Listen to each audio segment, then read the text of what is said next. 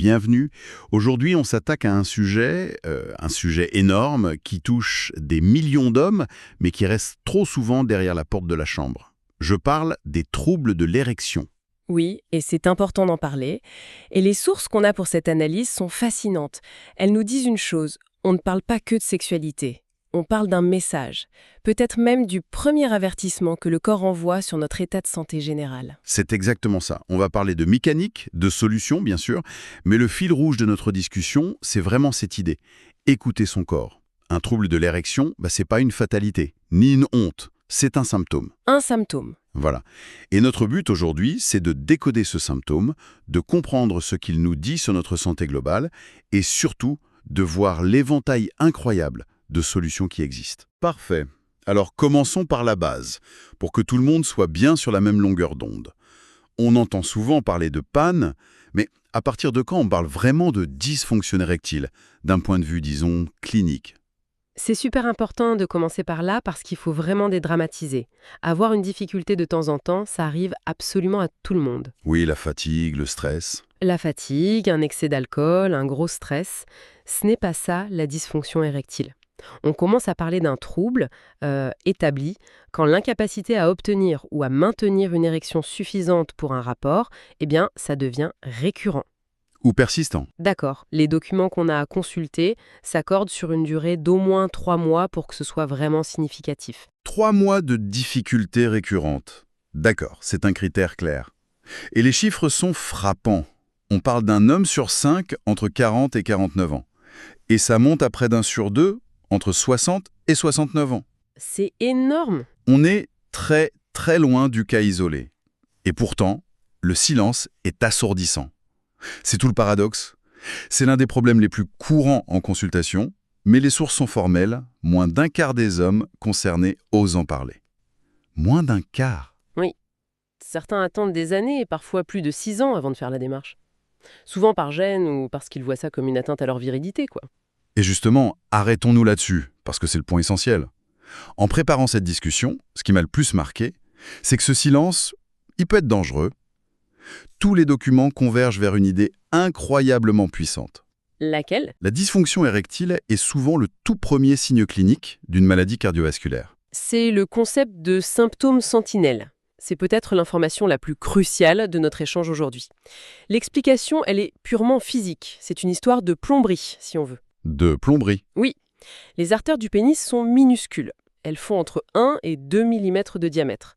En comparaison, les artères du cœur, les coronaires, sont 2 fois plus grosses, entre 3 et 4 mm. Ah oui, d'accord. Donc, si un processus comme l'athérosclérose, cet encrassement progressif des artères, commence à s'installer, Ben voilà.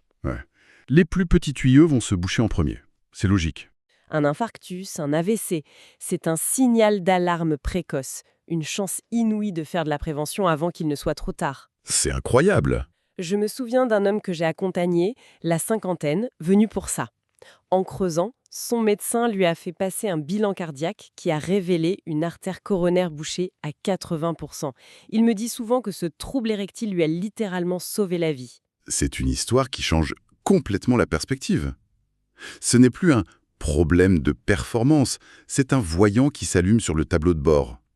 Alors, si on continue cette analogie de la plomberie, qu'est-ce qui peut faire que le système se grippe?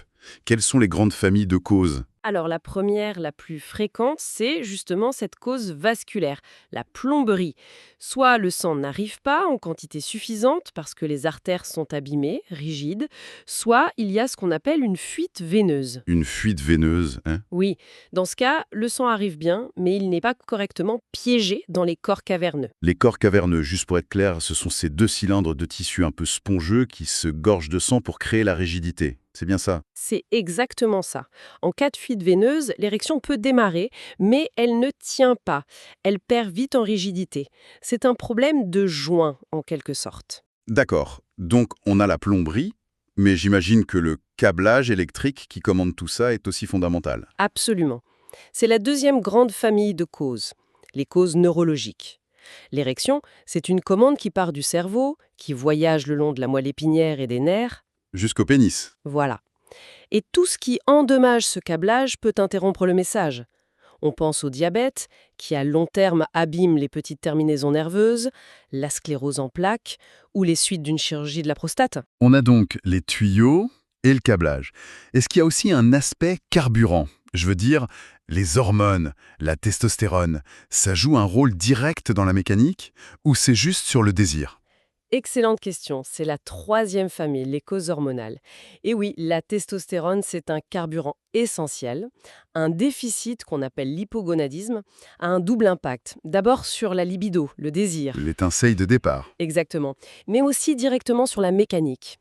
La testostérone est nécessaire pour produire une molécule absolument clé, le monoxyde d'azote. On en reparlera, mais c'est le grand chef d'orchestre de la dilatation des vaisseaux. Et bien sûr, impossible d'ignorer le centre de commandement, le cerveau. La dimension psychologique, elle est souvent mise en avant, oui, et elle est cruciale, hein, parce qu'elle peut être à la fois la cause et la conséquence. Le stress, la dépression ou la fameuse anxiété de performance. C'est souvent un cercle vicieux. Comment ça? Un premier échec, même anodin, crée une peur de l'échec suivant. Et cette anxiété, elle déclenche dans le corps une réaction de combat ou fuite. Ah oui? L'organisme se charge d'adrénaline. Or, l'adrénaline, c'est le parfait produit anti-érection. Elle redirige le sang vers les muscles des jambes, des bras, pour préparer le corps à courir. Du coup, on se retrouve à lutter chimiquement contre ce qu'on essaie d'accomplir. C'est fascinant de le voir sous cet angle biochimique. Et d'ailleurs, un bon indice pour faire la part des choses entre l'organique et le psychologique, ce serait la présence d'érections le matin au réveil, non? C'est un excellent indicateur. Si la machinerie fonctionne toute seule pendant le sommeil, ça veut dire que les tuyaux et le câblage sont probablement en bon état. Donc le problème est ailleurs. Oui, le problème se situe plus au niveau de l'activation de cette machinerie dans le contexte d'un rapport, ce qui pointe vers le psychologique. Ce qui est porteur d'espoir dans tout ça, et c'est un point fort des documents, c'est qu'une grande partie des facteurs de risque sont entre nos mains. On a un vrai pouvoir d'action. C'est le fondement de toute approche de santé globale. Et les leviers sont puissants. Le premier ennemi, c'est le tabac. Il est redoutable parce qu'il attaque les vaisseaux sanguins sur tous les fronts. Comment ça? Il les rigidifie, favorise leur encrassement et en plus, il a un effet direct de contraction. On estime qu'il peut diminuer le flux sanguin vers le pénis de 30 à 40%. C'est énorme. Arrêter de fumer est sans doute le geste le plus impactant qu'on puisse faire. Juste après, il y a l'activité physique. On lit souvent « il faut bouger », mais concrètement, comment est-ce que ça aide? Ce n'est pas juste une question de brûler des calories. L'exercice, surtout l'endurance, comme la marche rapide, le vélo, ça améliore directement la santé de nos artères. Ça agit sur ce qu'on appelle l'endothélium, la fine paroi interne des vaisseaux.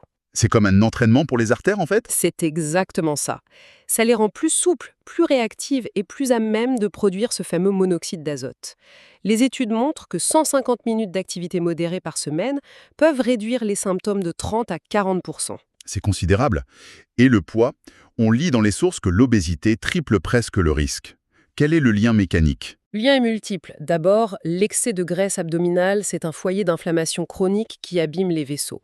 Ensuite, ça perturbe l'équilibre hormonal, notamment en faisant chuter la testostérone.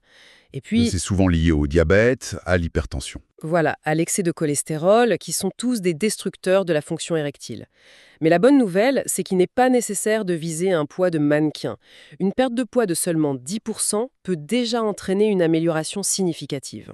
C'est très encourageant. Oui, vraiment. On voit bien qu'en agissant sur son mode de vie, on ne traite pas seulement l'érection, on traite la cause cardiovasculaire derrière.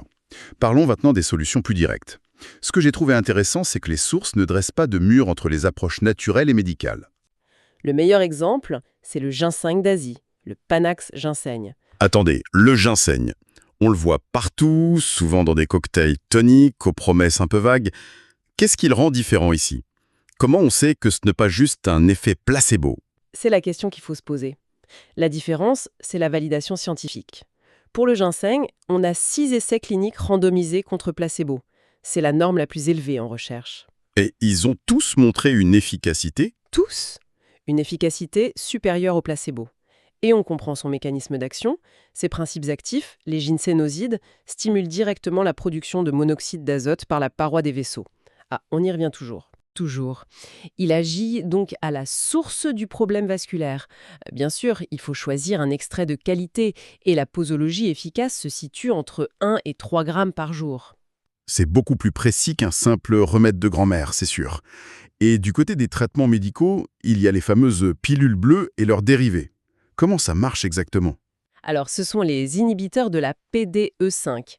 Pour faire simple, quand il y a une stimulation sexuelle, le corps libère du monoxyde d'azote qui déclenche l'érection.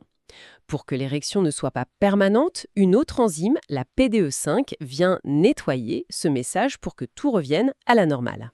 D'accord. Ces médicaments viennent simplement bloquer temporairement cette enzyme nettoyeuse. Le résultat, c'est que le signal de l'érection dure plus longtemps et est plus puissant. Les chiffres d'efficacité sont assez impressionnants, entre 65 et 80% d'amélioration. Mais une question que beaucoup se posent, est-ce que ça crée une érection artificielle un peu déconnectée du désir? C'est une nuance capitale.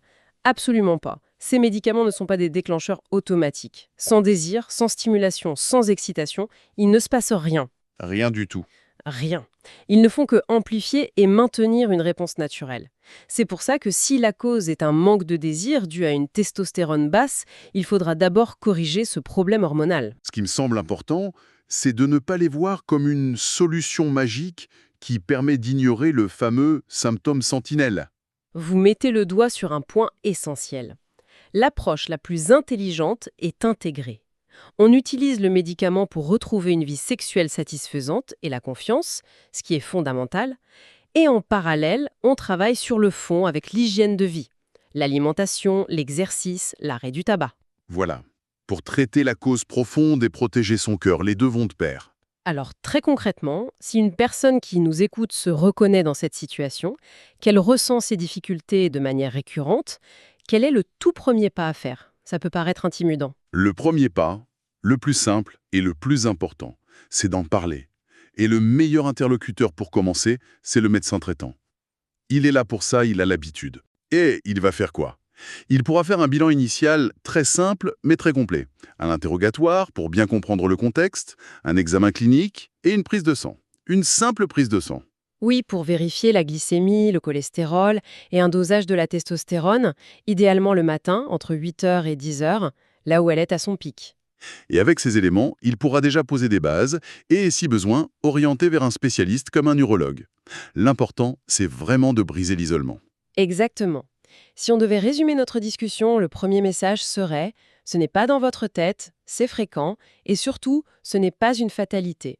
Des solutions existent pour la quasi-totalité des situations. » Le deuxième message, c'est que ce n'est pas juste un problème sexuel. C'est un signal d'alarme précieux pour la santé cardiovasculaire.